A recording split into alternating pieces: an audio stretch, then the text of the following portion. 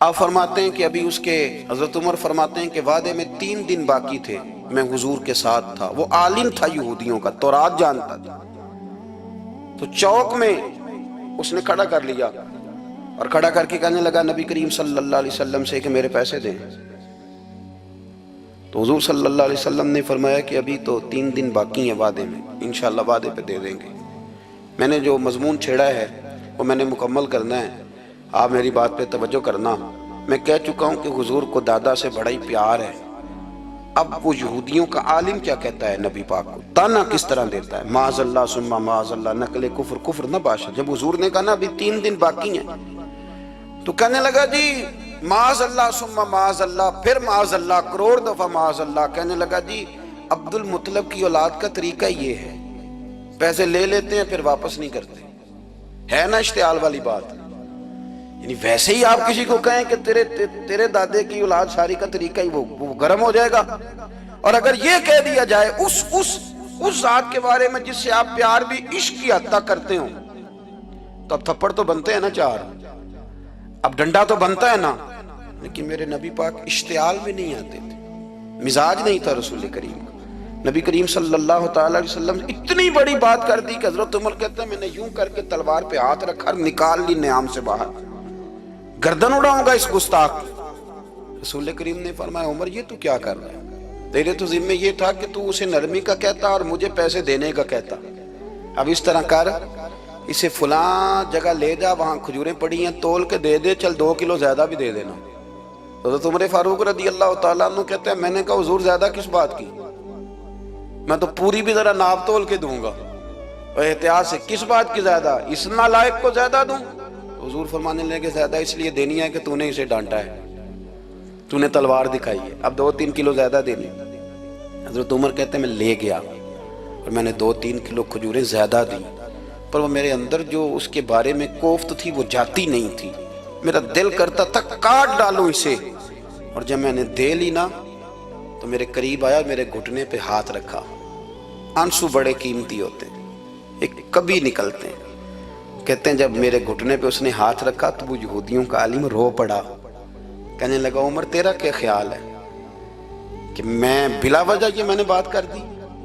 کہا نہیں، تو روتا کیوں ہے، پہلے بے ادبی کرتا ہے اب روتا ہے۔ تو کہنے لگا عمر میں کوئی معمولی آدمی نہیں، میں پڑھا لکھا بندہ ہوں، معمولی ہوتا تو جلدی مان جاتا، میں تورات کا، انجیل کا، زبور کا عالم ہوں، میں نے آخری نبی کی ساری صفتیں اپنی کتابوں میں پڑھی ہیں، میں نے ساری باتیں چھپ چھپ کے نبی پاک میں دیکھ لی تھی۔ ایک بات میں نے حضور کی آزمانی تھی ابھی، وہ یہ تھا کہ نبی پاک کے سامنے جتنی بھی جہالت کرو گے نا، اللہ کے رسول کا حلم اس پر غالب آ جائے گا، حضور کا صبر اس پر غالب آئے گا۔ میں نے نا آج وہ آزمانا تھا، اور میں نے نا سازش کر کے بلال کو پیسے دیے تھے، اور میں نے سازش کر کے 3 دن پہلے مانگے تھے، پر عمر تجھے مبارک ہو، میں نے تو آزما کے مانا ہے، تو بغیر آزمائے محمد عربی کا غلام بن گیا ہے، اب لے جا، مجھے معافی بھی دلا، اور نبی پاک صلی اللہ علیہ وسلم کی غلامی بھی میرے لیے اس سند پہ بھی تو میرے ساتھ شامل ہو۔ زندگی میں اشتعال نہ اپنے آپ کو آنے دیں۔ لوگ دنیا میں باتیں کرنے آئے ہیں، اور باتیں کرنے والے رہ جایا کرتے ہیں، باتیں کرنے والے، میری بات کی سمجھ آ رہی ہے، اور کام کرنے والے وہ کر جاتے ہیں۔ اگر آپ باتوں پہ آپ وقت گزاریں گے تو رہ گئے۔ اشتعال، وکیلوں کو بھی یہاں اشتعال آتا ہے، یہاں ڈاکٹروں کو بھی اشتعال آتا ہے، یہاں فلانے کو بھی اشتعال آتا ہے، یہاں بھئی آپ کس چکر میں پڑ گئے؟ اگر آپ کو اشتعال ہی آنا ہے، آپ دیکھیں نا اہل طائف نے نبی پاک کے ساتھ کیا کیا۔ تاریخ میں نا کچھ الفاظ ایسے ہیں جو پڑھے نہیں جاتے۔ جب انہوں نے کہا کہ معاذ اللہ، آپ نبی ہیں جو دروازہ گھوم رہے ہیں، آپ نبی ہیں جن کے ساتھ لشکر ہی کوئی نہیں، پیسے ہی کوئی نہیں، آپ ہیں، اتنے سخت جملے، پھر پتھر بھی مارے۔ اشتعال تو 1.5 منٹ میں آ جاتا بندے کو، اور ہمارے ہاں تو رہ بھی صرف اشتعال ہی ہے، صرف اشتعال ہی ہے، جس کو دیکھو اسے اشتعال ہے، ادھر بھی لڑائی، ادھر بھی دنگا، ادھر بھی فساد۔ بھئی آپ چھوڑیں۔ رسول کریم علیہ السلام کو حضرت زید بن حارثہ نے کہا حضور دعا کریں یہ تباہ ہو جائے، نبی پاک نے فرمایا لفظ حدیث کے، فرمایا لم ابعث لعانا، فرمایا میں کو تانے دینے والا بن کے آیا ہوں؟ میں وہ ہوں جو تانا زنی کروں گا، بد دعا دوں گا انہیں؟ فرمایا انما بعثتُ ہادیا و رحمہ، فرمایا میں تو رحمت بن کے آیا ہوں اور لوگوں کو ہدایت کا راستہ دکھانے کے لیے آیا ہوں۔ زندگی میں کبھی بھی اشتہار۔ ایک بات اور کرنی ہے آپ سے، اس پر بھی آپ نے خاص توجہ کرنی ہے، جو ہمارے لیے سرکار کی محتاجی میں سے خیرات ہم نے لینی ہے، وہ یہ ہے کہ نبی پاک صلی اللہ علیہ وسلم کو نا قرآن مجید نے حریص کہا۔ اللہ اکبر۔ یہاں شاید آپ مجھے کہہ دیں تو میں ناراض ہو جاؤں، لیکن قرآن نے کہا حریص علیکم بالمؤمنین رؤوف الرحیم۔ اللہ کرے کہ ہم قرآن کے الفاظ پر غور کریں۔ حریص علیکم، اے میرے محبوب کے غلاموں، نبی پاک صلی اللہ علیہ وسلم نا تم پر حریص ہیں، یعنی تمہاری بھلائی چاہنے میں جلدی کرتے ہیں، تمہاری بھلائی چاہنے میں۔ یہ ایسے الفاظ ہیں کہ اس سے بڑھ کر میں ان کا معنی نہیں کر سکتا، اگرچہ علماء تفسیر نے حریص علیکم کے کئی معنی بیان فرمایا محبوب کو جلدی ہے۔ بیٹا بھی اماں سے کہتا ہے اماں آہستہ آہستہ ہی میری ترقی ہوگی نا۔ اب مرید بھی پیر صاحب سے کہتا ہے حضرت صاحب ہوں میں شروع کرتے لئیے سویرے اٹھتے پہنا تے اے میں ہولی ہولی کر کے داڑھی، مجھے تو خیر بہت سارے کہتے ہیں، اس لیے ایک میرے سنگی ہیں اللہ تعالیٰ انہیں جزائے خیر دے، وہ جنوبی پنجاب سے ہیں تو وہ سرائکی ہیں۔ اب ہمیں اللہ نے یہ اعزاز دیا ہوتا ہے کہ ہمارے پاس ہر زبان کا بندہ ہوتا ہے، اس لیے کئی دفعہ اپنی زبان بھی گڈ مڈ ہو جاتی ہے، کیونکہ سب سے بات کرنی ہوتی ہے نا جی۔ تو مجھے کہنے لگے ایک دن فون کر کے پیر صاحب مبارک ہو گئے۔ میں نے کہا جی خیر مبارک، کیا ہوا؟ کہنے میں ان چھوٹی چھوٹی داڑھی رکھ لئی اللہ دے فضل نہ۔ میں کہا چلو میں تیری مبارک قبول کتی تو مہربانی کری انہوں کھاد شاد باندھا رہی تاکہ تھوڑی بڑی بھی ہو ہی جائے کہ مبارک ہوئے۔ میں چھوٹی چھوٹی، میں کہا چلو اللہ کریم خیر کرے گا بڑی بھی ہو جائے، حالانکہ داڑھی کا کوئی وزن ہی نہیں ہوتا، کیوں ہوتا ہے نہ چھوٹی کا نہ بڑی کا، اللہ سمجھنے کی توفیق عطا فرمائے۔ باہر کا جو بات عرض کرنی ہے اس کی طرف آتا ہوں آپ حضرات سے۔ حریص علیکم، بھئی ہر بندہ کہتا ہے میں آہستہ آہستہ چلوں گا، لیکن نبی پاک صلی اللہ تعالیٰ علیہ وسلم نے شوق رکھتے میری امت کو جلدی سے خیر ملے، جلدی سے۔ آپ دیکھیں نا ہم نے نا اصل میں سنی تقریریں، سنانے والوں نے سنا دیں، بس وہ ٹھیک ہے ایک نظام ہے، لیکن کبھی کبھی نا ہم الجھ جاتے ہیں، اڑ جاتے ہیں کہ یار ایسے بھی ہوتا ہے۔ نبی پاک جلدی کرتے ہیں اپنی امت کو خیر دینے میں، جلدی۔ حضرت ابو ہریرہ نے حافظہ مانگا تو فٹافٹ دیا حضور۔ حضرت جابر ابن عبداللہ نے کہا حضور گھر میں غربت ہے تو فرمایا یہ کلو لے جا، کھول کے نہ دیکھنا کھجوریں، کھاتا رہنا ختم کوئی نہیں ہوں گا۔ جس نے جو مانگا نا جو ذرا جلدی کر کے، مرنا ہے پھر قبر میں جانا ہے، پھر قیامت تک قبر میں لیٹنا ہے، پھر قبر سے اٹھنا ہے، وَإِذَا الْقُبُورُ بُعْثِرَتْ عَلِمَتْ نَفْسٌ مَا قَدَّمَتْ وَأَخَّرَتْ، پھر وہاں سے اٹھ کے حساب دینا ہے، حساب کے بعد جنت دوزخ کا فیصلہ ہونا ہے۔ اور میرے نبی پاک صلی اللہ علیہ وسلم کو بڑا شوق ہے امت جلدی جلدی جنت میں جائے، لہذا فرمایا ابو بکر تو بھی جنتی ہے۔ حضور وہ قبر، وہ اٹھنا، وہ حساب کتاب، فرمایا میں جانوں اللہ جانے۔ عمر تو بھی جنتی ہے، عثمان بھی جنتی ہے، علی بھی جنتی ہے، طلحہ بھی جنتی ہے، زبیر بن عوام بھی جنتی ہے، طلحہ بن عبید اللہ بھی جنتی۔ 10 بندوں کو نہ کھڑے کھڑے جنت۔ امام حسن اور حسین پیچھے کھیل رہے تھے تو پوچھ لیا کسی نے حضور یہ 10 تو جنتی ہیں، تو فرمایا جو پیچھے ہیں تو کہا سید الشباب اہل الجنہ، یہ جنتی ہیں اور یہ جنتیوں کے سردار ہیں۔ آپ ذرا پلٹ کے دیکھ لیں کس طرح حضور نے، اور یہ اس شوق کو آپ سمجھیں، ہمیں تو شوق ہی کوئی نہیں، اب یقین کریں نہیں شوق، زیادہ سے زیادہ شوق ہوگا تو اپنے بیٹے کے حق میں ہوگا کہ جلدی جوان ہو جائے، اور اس میں بھی ہماری ڈبل لالچ ہوتا ہے کہ بچہ جوان ہو جائے اور میں کبھی بوڑھا بھی نہ ہوں، یہ بھی جوان ہو جائے اور میں بھی جوان ہی رہوں، بھئی یہ تو نہیں نہ ہو سکتا۔ اگر وہ جوان ہوگا تو پھر آپ کو بوڑھا ہونا پڑے گا، لیکن ہمارا ڈبل لالچ ہے کہ یہ بھی جوان ہو جائے اور میں بھی جوان ہی رہوں، یہ ہو سکتا؟ نبی پاک صلی اللہ علیہ وسلم نے فرمایا، آپ ذرا غور کریں، فرمایا وہ پیر رومہ ہے جو خرید کے دے دے گا میں اسے جنت کی بشارت دیتا ہوں۔ فرمایا جو مسجد بنائے گا میں گارنٹی دیتا ہوں اپنے لیے جنت میں مکان بنا لے گا۔ میرے رسول کریم علیہ السلام جنت کو آسان کرتے چلے گئے، فرمایا دو چیزوں کی ضمانت دے دے، زبان اور شرمگاہ کا غلط استعمال نہ کرنا، میں تجھے گارنٹی دیتا ہوں کہ رب تجھے بغیر حساب کتاب جنت عطا کر دے گا۔ جلدی کے ساتھ حضور نے یہ شوق پیدا کیا۔ ہمارے ہاں نا ہر معاملے میں تیزی ہے، امیر راتوں رات ہونا ہے، حسین راتوں رات ہونا ہے، اور بادشاہ بھی نیک ذرا آہستہ آہستہ ہو کے کرنا ہے، آہستہ آہستہ آہستہ آہستہ۔ اور تو ہر ویلے مسیطے بہ رہنا ہے تے اور کتے بھئی ہے جی؟ بھئی مسجد اللہ کا گھر ہے، تیرے گھر بیٹھتے تو 2-3 دن زیادہ بیٹھتے، تو نے کہنا تھا کوئی اور کام بھی کریا کر، اللہ کے گھر بیٹھے ہیں تو یہاں بھی تجھے اعتراض ہے، کدھر جا کے بیٹھے، کدھر بیٹھے جا کے؟ ہمارا ایک پیر بھائی تھا، اللہ اکبر، تو حضرت صاحب کے پاس آ کے نا کسی نے شکایت لگائی اس کی کہ اس کے گھر والے کہتے ہیں تیار والے پیران کو لے بیٹھا رہنا ہے، تو سب آس پہ فرمان لگے ایک باری پھر گل کری، کہتا جو کہتے ہیں ہر وقت پیروں کے پاس بیٹھ رہتا، فرمایا یار بڑا مزہ ہے، ایک باری پھر کری۔ تو وہ جب حضرت صاحب کو مزہ آتا تھا تو ہمیں مفت میں آنا شروع ہو جاتا تھا۔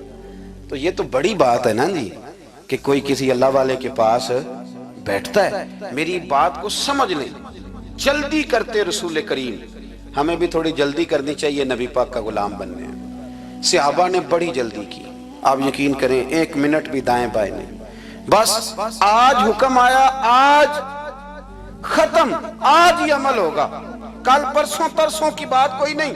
ساری دنیا جاتی ہے نا مدینہ شریف اور جا کے دیکھتی ہے مسجد قبلتین، 2 قبلوں والی مسجد، یار بڑا مشکل کام ہے، بڑا مشکل کام ہے۔ لوگ کہتے ہیں پہلا تسی انجان دے سو، اب یہ کہنا شروع کر دیا بڑا مشکل کام ہے۔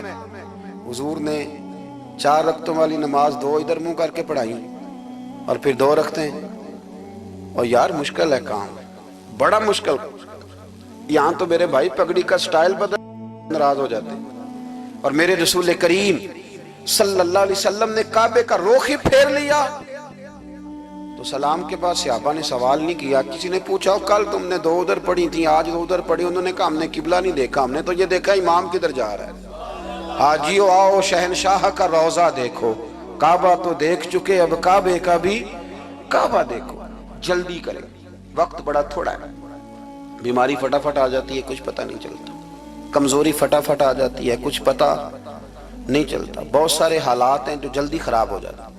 نبی پاک صلی اللہ تعالی علیہ وسلم نے نا اپنی امت کو بڑی ساری خیر اللہ سے لے کے دی، ہمارا دین بڑی جلدی مکمل ہوا، 23 سالوں میں مکمل دین حضور نے ہمیں عطا فرمایا۔ اور پھر ایک اور مزے کی اور لطف کی بات یہ کہ ایک ہے کہ جنگیں بھی ہو رہی ہیں، ہم کہتے ہیں جی آرام سے بیٹھیں گے تو دین کی بات کریں گے، جنگیں بھی جاری ہیں، بدر ہے، احد ہے، آخر دم تک۔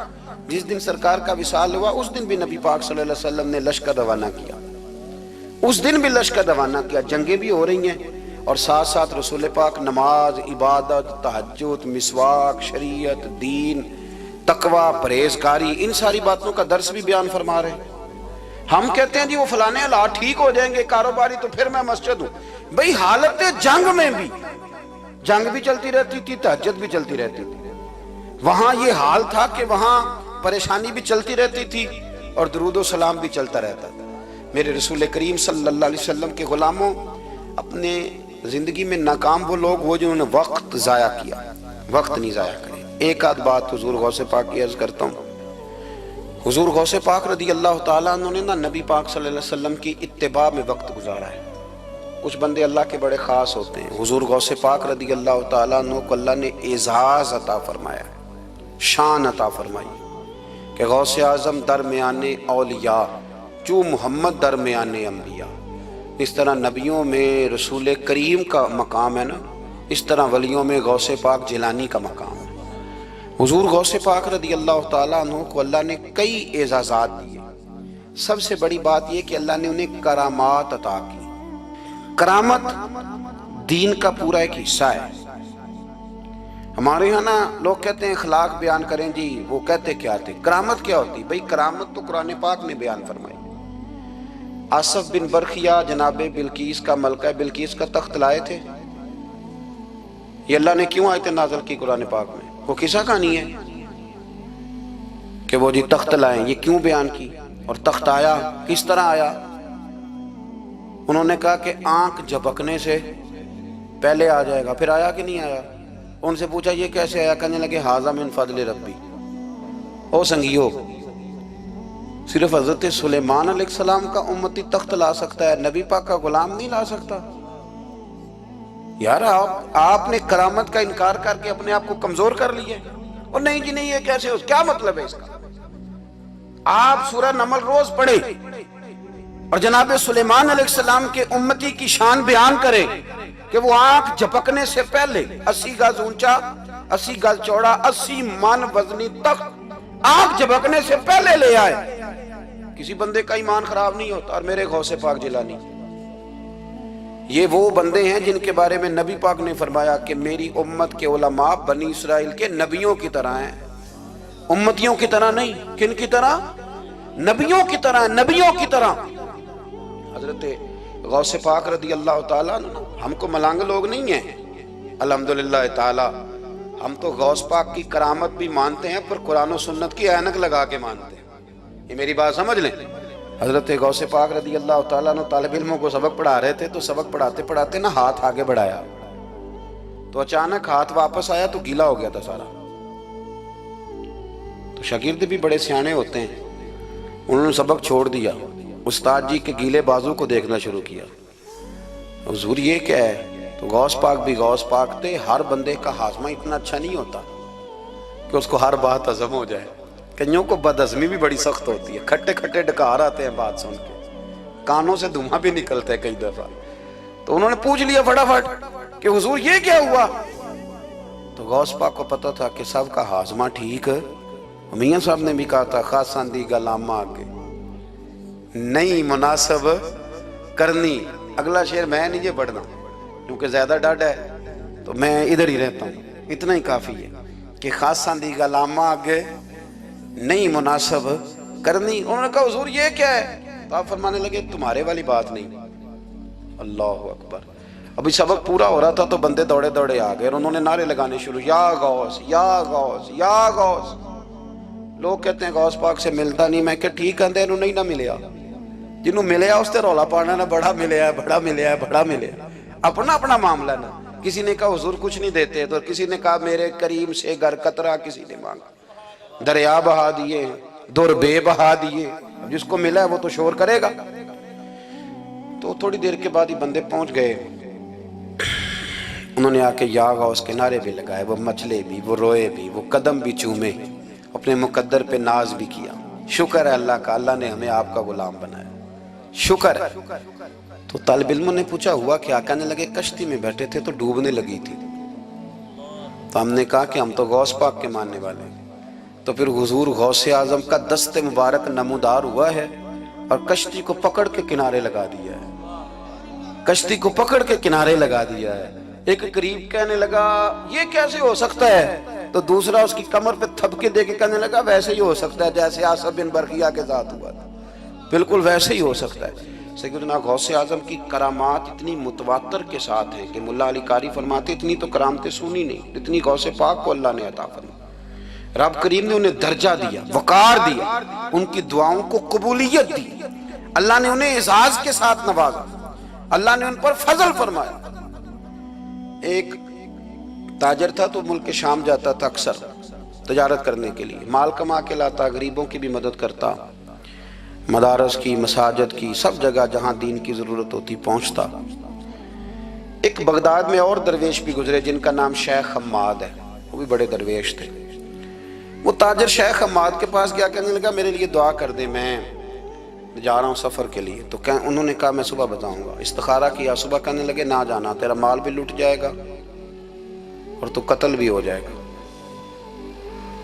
وہ بڑا پریشان ہوا، حضور غوث پاک کے پاس گیا، کہنے لگا حضور وہاں بھی میں نے کہلا بھیج دیا ہے، سامان میرا پڑا ہے، جاؤں گا نہیں، پیمنٹ نہیں کروں گا، ملے گا نہیں تو خسارہ ہو جائے گا، مہربانی فرمائے. غوث پاک نے مراقبہ کیا اور میں تو جا اللہ خیر کرے گا، تو جا اللہ خیر کرے گا. مرید کا عمل کے یقین، پیر کا عمل کے یقین. چلے آپ فیصلہ کر لیں تو میں آگے بڑھتا ہوں. حضرت غوث اعظم رضی اللہ تعالیٰ عنہ نے مرید سے کہا تو جا اور اللہ خیر کرے گا. وہ گیا کہتے میں نے پیمنٹ کی، مال لیا، واپس آیا، گھوڑوں کا سفر تھا، رستے میں رات کو ایک جگہ سویا، خواب دیکھتا ہوں، خواب میں ڈاکو آ گئے، انہوں نے پہلے مال لوٹا، پھر مجھے قتل کیا، اور جب میرے گردن پر انہوں نے خنجر چلائی، خواب دیکھ رہا ہوں تو میری فٹافٹ آنکھ کھل گئی، اور جب میری آنکھ کھلی تو میں اسی وقت ہی رخت سفر باندھا، سر پٹ گھوڑے دڑائے، کچھ رات کو کچھ دن کو، سویرے بغداد پہنچ گیا۔ کہتے خیال تھا کہ پہلے غوث پاک کے پاس جاؤں گا، لیکن پہلے شیخ حماد سے ملاقات ہو گئی، میرا چہرہ دیکھا، پریشان تو دیکھ کے مسکرائے، فرمانے لگے بھی تیرا پیر بڑا شاندار ہے، تیرا پیر بڑا شاندار ہے، وہ کام جو حقیقت میں ہونا تھا نا، حقیقت میں انہوں نے دعا کی ہے تو رب کریم نے اسے خواب بنا دیا ہے، ان کی دعا کی برکت سے اللہ نے اسے۔